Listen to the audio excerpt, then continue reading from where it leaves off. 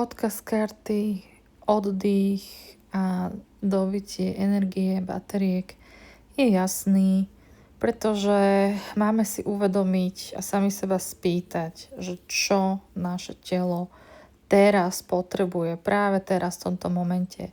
Či je to oddych, či je to pohyb, či je to strava, alebo spánok, alebo čo vlastne potrebujeme.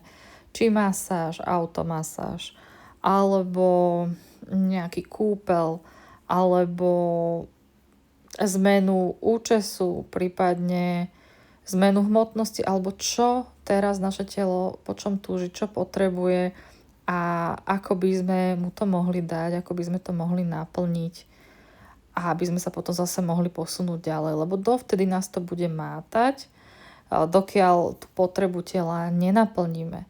Môže to byť aj potreba po dotykoch s druhými ľuďmi alebo so zvieratkami.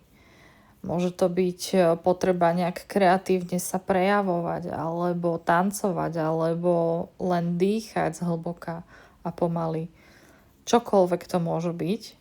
A nemusí to byť len o oddychu, nečinnosti a o spánku. Môže to byť naopak aj aktívny a dynamický oddych, ale skrátka je to nejaká zmena od bežnej každodennosti.